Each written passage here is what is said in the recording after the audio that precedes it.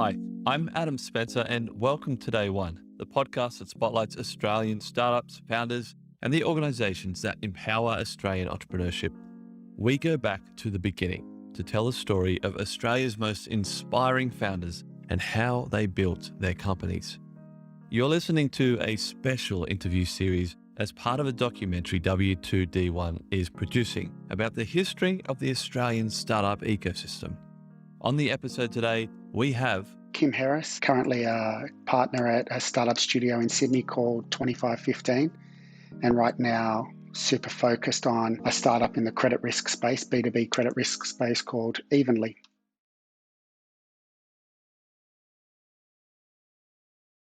follow-up question. When you say startup studio, how does that differ from, an incubator or a traditional venture firm? It's kind of semantics when it comes to an incubator. Like it's still, you have a space or one umbrella that multiple startups are working under. The difference with startup studios is they've kind of changed over time. They're a relatively new idea.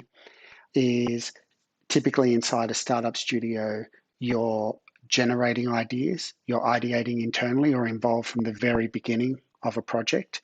There are shared resources, but a key component of it as well is recycled learnings and recycled people, so that as you're working across different projects, it's not everything goes into a startup and then if it's successful or if it fails, all the learnings along that way disappear.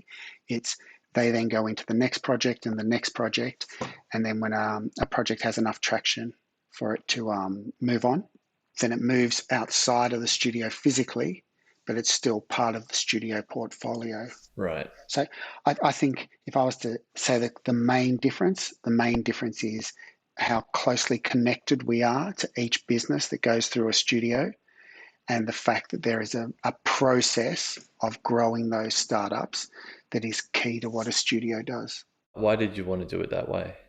That's an interesting question. Really early on, I was working on my own startups as a founder. I was somebody who was interested in building companies. Around 2010, started what became one of Australia's first accelerator programs called Pushstart, and alongside Roger Kermode and John Hanning, and we were helping a lot of these startups grow, going through a typical acceleration kind of program. And then it came time to do it again, and I realized that I had this problem, which was as an operator at heart, I felt that I could do better in many of those startups myself. If I was operating, they'd do better. And it doesn't mean it's true. Do you know what I mean? It's just Yeah. when you're an operator at heart, you're like, listen, I wish I was in charge of this because I could do it. I would do it differently. Yeah. And then, so what I did some more angel investing, and then I was just talking to people saying, I've got this problem where I don't want to get deep into one startup again at that time, but at the same time, I can't just do angel investing and have this large portfolio, because angel investing requires a large portfolio to get those returns. I want to be deeply involved in the businesses. And so just speaking to Luke Carruthers, who's my co-founder here, and a bunch of others, we were just trying to find a model where we could be founders, but on more than one project. And when we kicked off 2515, which was in 2013, like startup studio wasn't really a thing. We just said, hey, we're just going to build companies from scratch and try to get good people involved. And then, yeah, kind of went from there. So operator at heart, didn't want to keep doing investing and be a passive investor in a lot of different businesses. So the studio was the best approach to get exposure to a few different businesses. Before I asked the question around when did you first get involved in the Australian startup ecosystem, just the 2515 name, where'd that come from? Well, we've told lots of different stories about it. Should this be the actual place where I tell the truth? That'd be great. All right, here's the scoop. So we didn't come up with the idea in Thurrool, which has postcode 2515. We didn't come up with it in lots of different ways.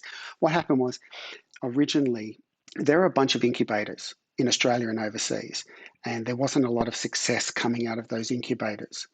And in the starting group, or the group of founders that were there at the beginning of 2515, there were 6 people. We said, listen, this thing only works if we're capable of successfully building companies and exiting them, because that's the economics of a startup studio.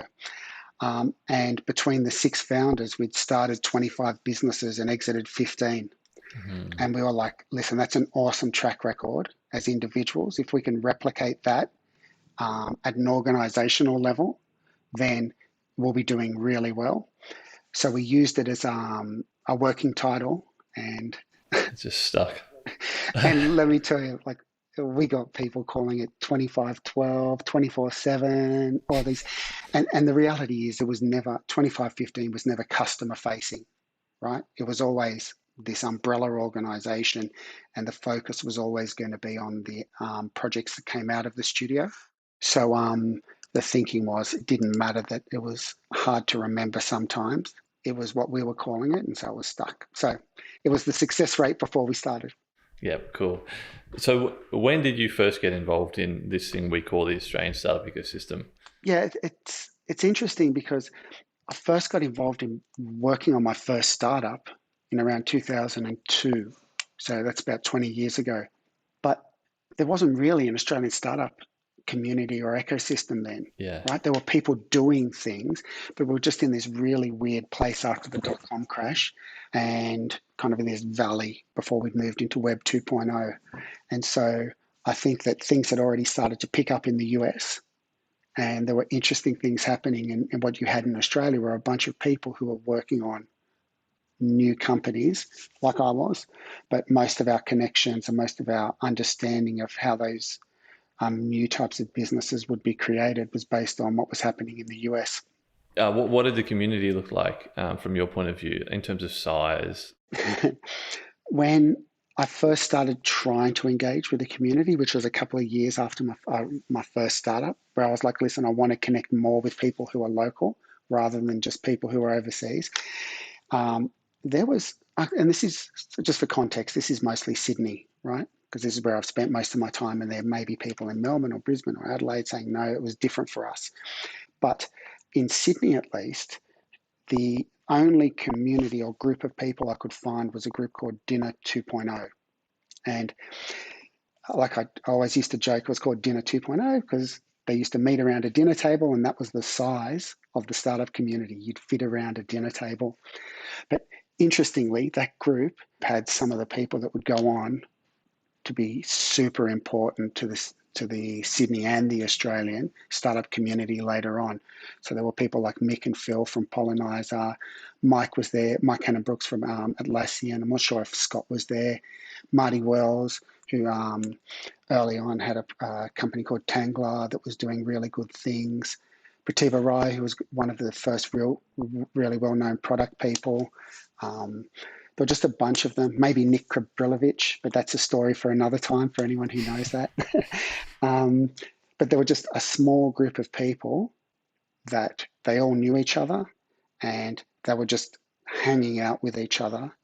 And that was, as far as I was concerned, the Sydney startup community.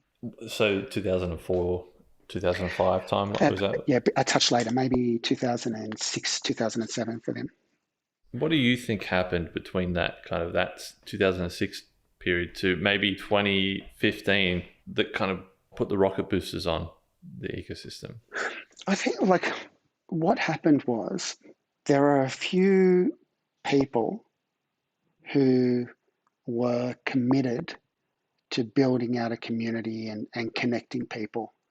We did it through different events. It wasn't just one avenue. It was a few different people. We all knew each other, but just starting to piece together the base requirements of a startup community. And some of those base requirements are you need to find ways that people, like real people, to connect. So those people can get to know each other and serendipitously figure out, hey, yeah, we're working on similar problems we can help each other with, or we should work on a program together. So that was things through, for instance, an event that I started called Open Coffee that went on to become the Sydney Tech Startup Meetup. There was Friday night drinks that Mick, 2 other awesome guys, Bart Jellimer and Lachlan Hardy founded, which was a way for people to meet Friday after work, and everyone would come and get together. There was an online community called Silicon Beach, and there was a guy named Eliar Bazanis who I'm not too sure what he's up to. I suspect he might still be in San Francisco now. He's kind of dropped out of the picture a little bit, but in terms of somebody who drove this online community and connected people and put together ideas and engaged with government, he was like, for a few years there, he was driving the Australian startup community. And so you've got all these different connections and different ways that people can connect. Then on top of that, you had things like Pollinizer, where people could start working on startups without actually founding them. So it started to create the concept of working on startups as a career rather than you have to take all these risks. Successful businesses being formed, and then things like accelerator programs, Pushstart that I mentioned before, Startmate, Angel Cube in Melbourne, and of course, in Sydney at least, Fishburners. That would be a great segue into Fishburners if it weren't for the fact that I had this other question queued up in my mind. Both Colette and Dean McAvoy recommended you for the series. Why? Why do you think they did? I think there weren't many people doing stuff at the beginning of the tech startup community. And there was a period of time in which somebody or some people needed to put their hand up and volunteer to try to bring people together. And for a long period of time, because you've kind of got this exponential growth in the community, but for a long time in any exponential growth, it feels flat, right? Yeah. And so for a very long time, there was a lot of work that needed to be done in community building, and there weren't many of us doing it. Not because people wouldn't have if they were in that position. I just think it just so happened that I was there, it needed to be done. And I had this ulterior motive as well, which was I was an operator at heart and I wanted to be based out of Australia, and the community wasn't what it needed to be for me to be based here. And so you have to have something if you're doing volunteer work to motivate you. If you're not being paid, you can't just go on doing work unpaid forever. And I was very explicit. For me, it was, I think there's a long-term benefit to me if I can help build out this community, because down the track, when I'm working on my own startups, I'll be able to stay here and not be forced to move to the West Coast. So that's it. Just a long time spent doing a lot of activities early on when it mattered. Okay, so that's also a great segue. Community builder into Fishburners. What was the motivation for you there to join Fishburners?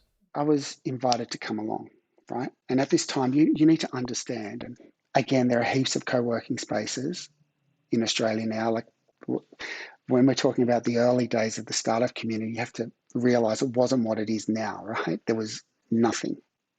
Fishburners was the first physical representation of the Sydney startup community. And so it was a place that people could actually go anytime and be around other people. It wasn't an event. It wasn't like, let's just show up and then leave. It was a place that everyone could be in at the same time. I was doing a lot of work on the other side of the community, both through like just the events and then the accelerator Pushstart, some of their Pushstart's activities, and then the accelerator as well. And we were feeding people and trying to help Fishburners grow, because it was critical that physical space existed. And so when I was speaking to Dave Vandenberg and Pete Brad, I think, who were there, who came on after the original founders, Mike and Pete Davison had founded it, they said, hey, we need a new director. Do you want to come and be a director? And I thought, this space is awesome. And like, if you were there, and there'll be listeners to this who were there at the time, it was the best place, because you would go there and it's the only place you could go to where people actually understood what you were doing. And we all had this we're all trying to do similar things, and we were all trying to help each other. And it was like this little subculture that existed in the city where, if your parents didn't understand what you were doing, you could go hang out with your friends at Fishburners and they would understand. And there was a lot of critique of Fishburners in the end around, hey, it's not driving success. And I think those people failed to understand what the point of Fishburners was initially. And the point was to kind of coalesce the people that were part of the Sydney startup community and get them near each other. And all good research into building startup communities says that you can't create these businesses. What you have to do is put the people near each other, and the people create the businesses. And that was Fishburners' role. It was an awesome time back then. What was the energy like, and how many people were there in those kind of? When I joined, it was only one floor. I'd be guessing, I'd say maybe 50 people on the floor. Pushstart, the accelerator program, was the anchor tenant for taking the second floor in the building. And so I imagine, I don't know what it was in the end, you'd think about 50 or 60 people per floor. And then there was also the space in Darlinghurst too, which was for a short time a Fishburner space. But the energy was, we were there doing this thing together, right? And all the things you were reading about overseas, this small group of people, we were actually doing it, and people would have success and we'd all cheer each other on, and you all knew each other. Everybody that went there knew each other. And I still, I'll catch up or I'll just run into people that were working out of there at the same time I was from 10 years ago. And it's this shared experience, right? It's almost like you went to high school together, where you've had this shared experience and kind of formative experience in life. And we all kind of reminisce, because the startup community's grown massively and it's what we all wanted. But there was a point in time where you more or less knew everyone in the startup community, and they spent some point in time at Fishburners. Awesome place. It can't be replicated, because we've moved on from there, and it's awesome that the community's moved on from what was inside Fishburners. But in terms of something that had to happen, and that was this kind of formative or unique experience for the people that was there, that Fishburners was pretty special. Yeah, it's grown into Australia's largest co-working space, I believe, and the best one maybe. What do you think made it that? Why did it survive the test of time and come out on top?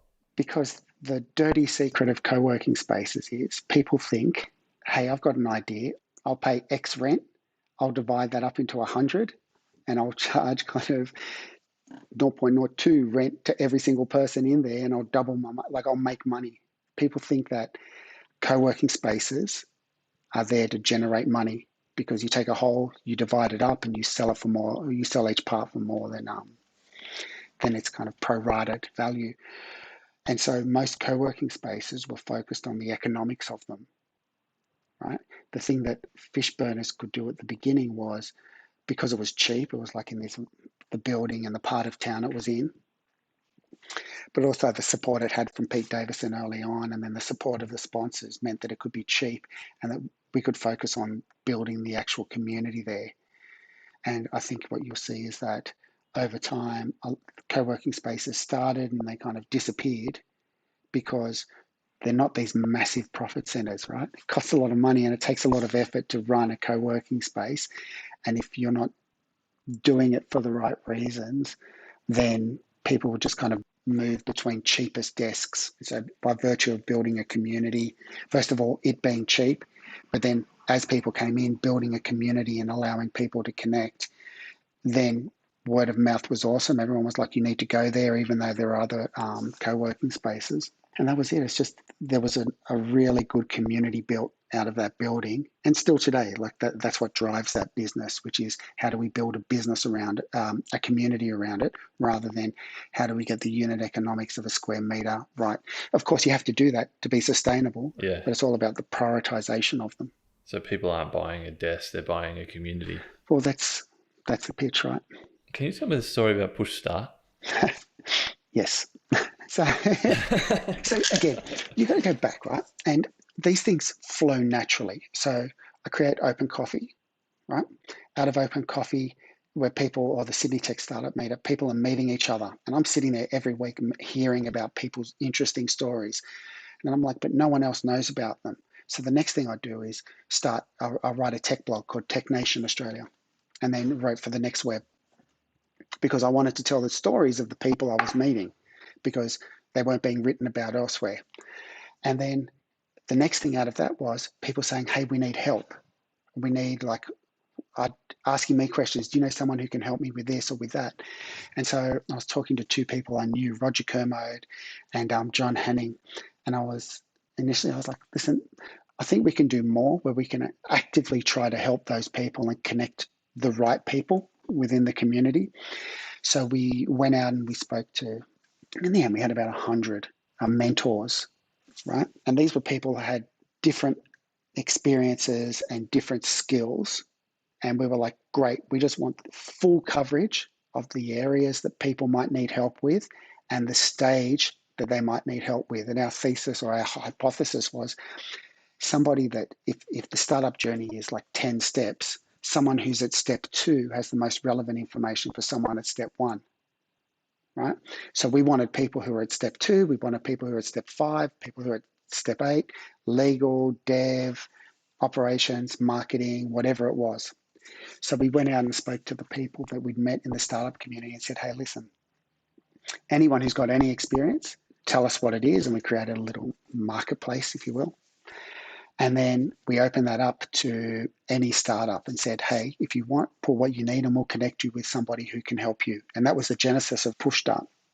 Then from there, after that online matching, then we started running events. So we did like speed dating for startups, which is like a cliche event now, but it just didn't exist then. You just have to understand it wasn't a thing. And then we did Corporate Connect, where we started to connect corporates with startups. Again, it just wasn't done. We were just trying to fill all these gaps that didn't exist, which is connecting people with someone that's got the exact bit of information that they need at that point in time, or trying to help them if they need some sort of support from industry. And then we did that for a little while. And then off the back of that, more or less at the same time, Y Combinator was becoming better and better known out of the Bay Area. And actually, they ran out Boston and the Bay Area. Then they pulled back just to the Bay Area. And we said, hey, we think there's an opportunity to do even more because there wasn't much early stage funding around for startups back then. And we think the Y Combinator model is interesting. So maybe we can take the experience we have and the connections we've had out of Pushstart and then run an accelerator program. And fortunately, at the same time in Melbourne, Angel Cube was thinking the same thing, and Startmate in Sydney was thinking the same thing. So quite quickly, Pushstart, alongside those other organisations, created this new source of early stage funding for startups that just simply didn't exist before.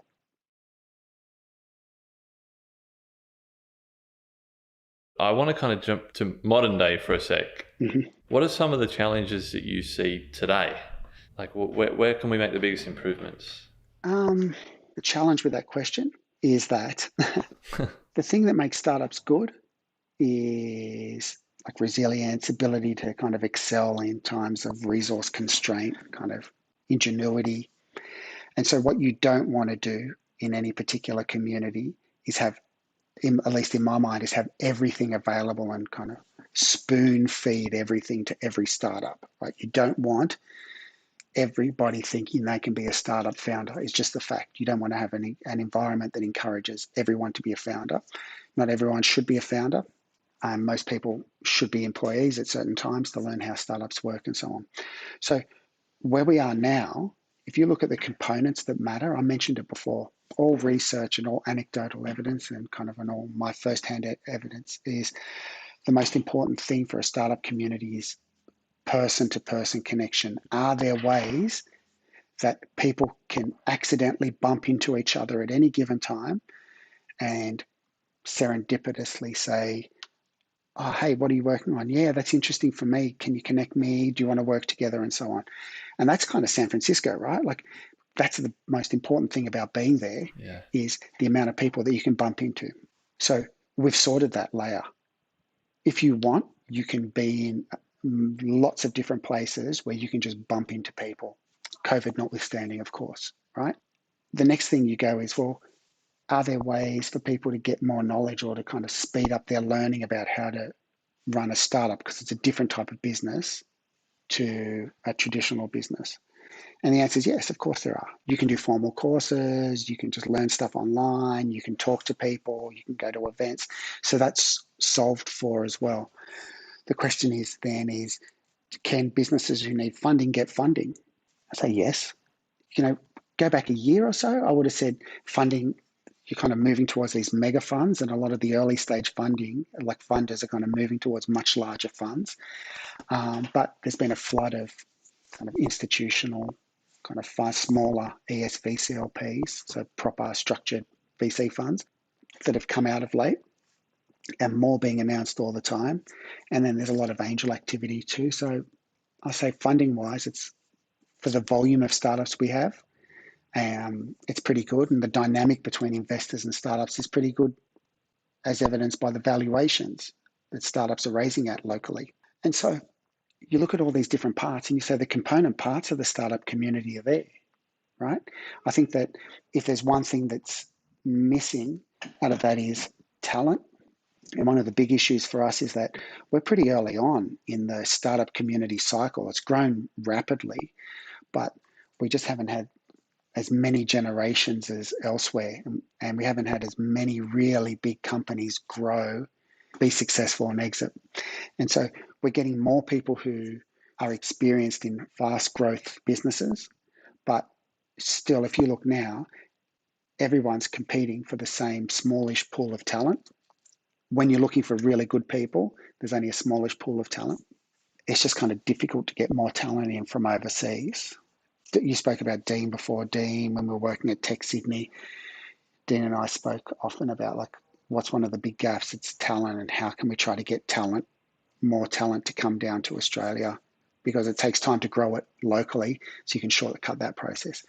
So maybe talent is a gap, experience is a gap, but that comes with time, and it's hard to shortcut that process.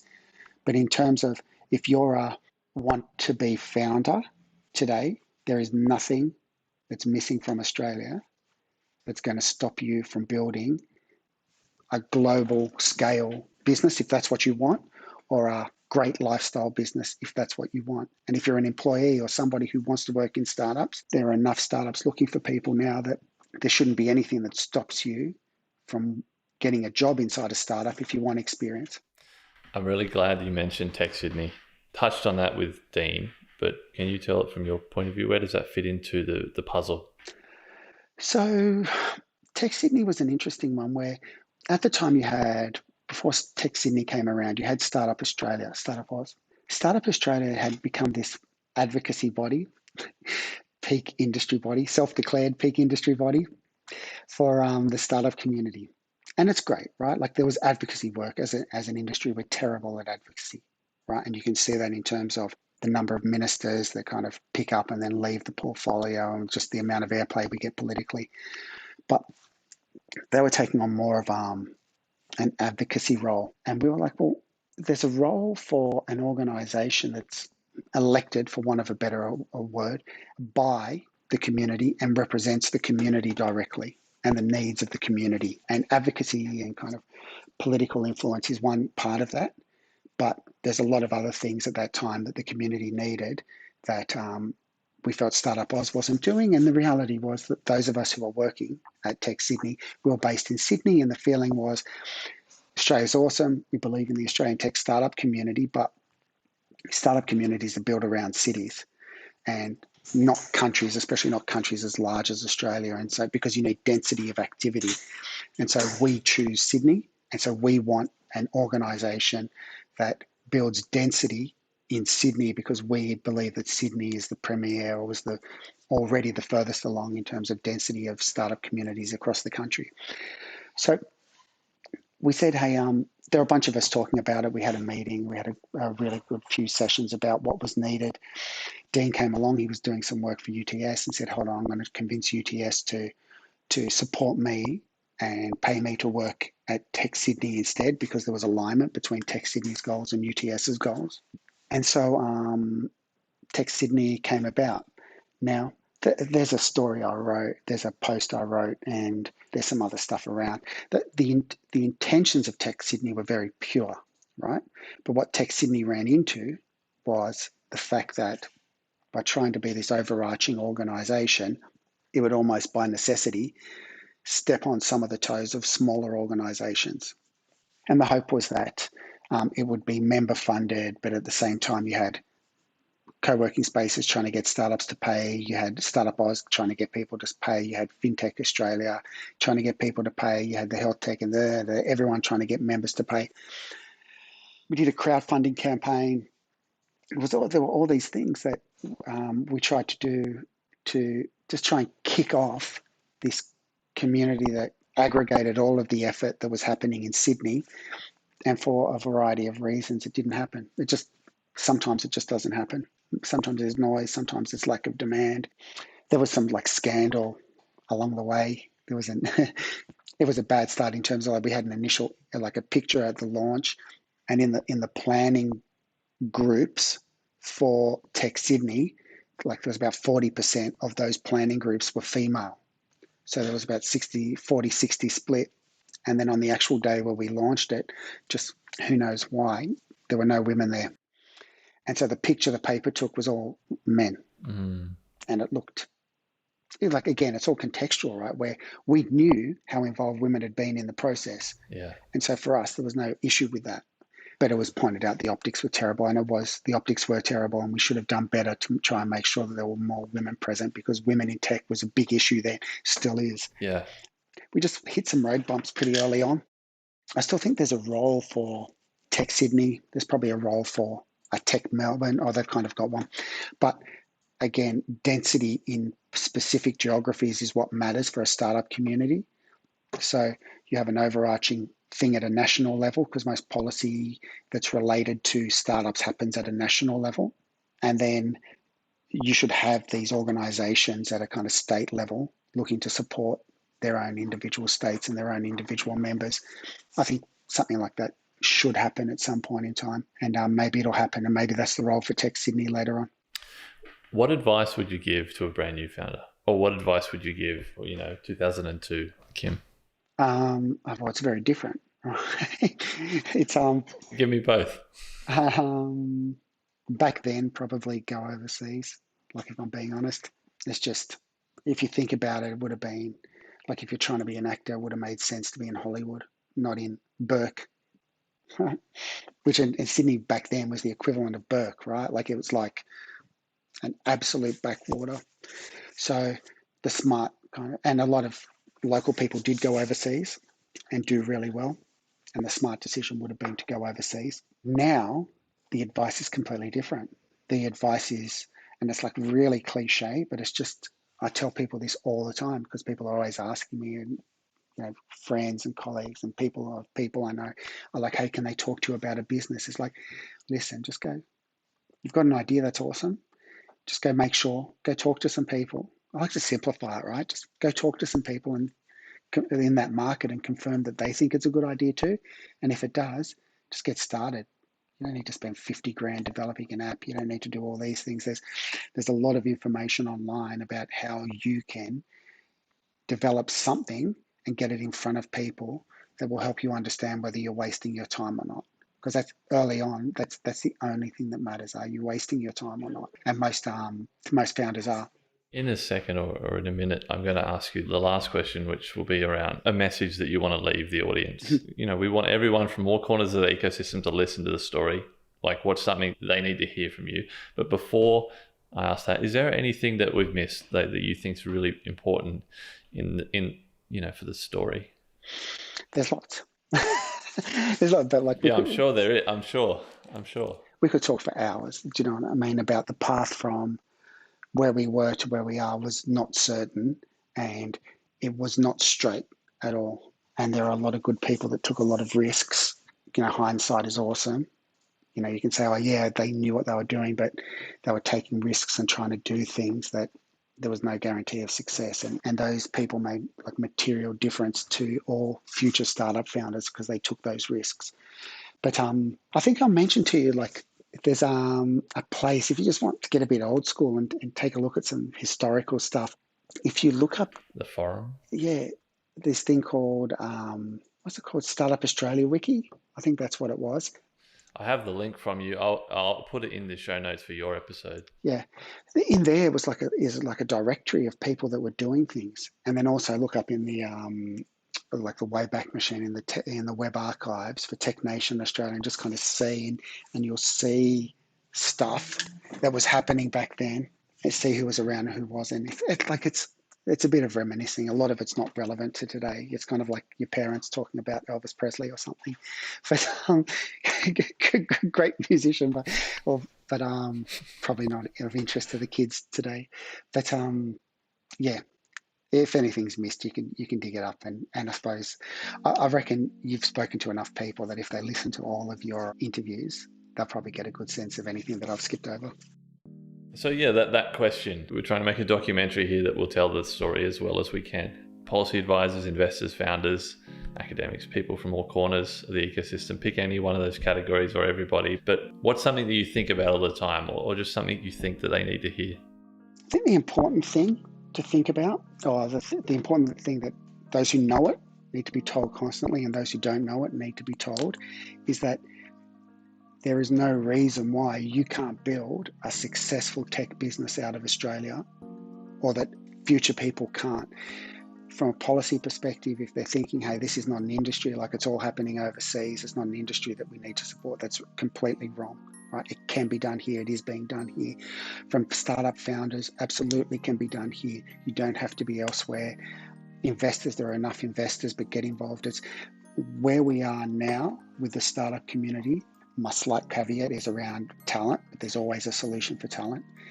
There are no more blockers for startup founders and their businesses to be successful. And this is what it's all about, right? We talk about the startup community and the ecosystem. There's one actor at the very center of all of that. And if that actor doesn't exist, nothing else exists. And it's the startup founder, right? The investors, the service providers, the co-working spaces, the incubators, the startup studios, it's all bullshit, right? Like in comparison to the startup founder themselves, right? So it's important that the startup founder themselves believes, hey, yeah, I can give this a go. I can do it in a way that isn't expensive. I just have to not expect quick wins. I need to be resilient, but I know that I can start building a company from Australia and it can be successful. And if you're young, the lessons you'll learn, even if you fail, are lessons that you can take on in life and into a career in some other kind of more traditional job. But there is no reason why you oughtn't just have a go and try to do something if you think you can.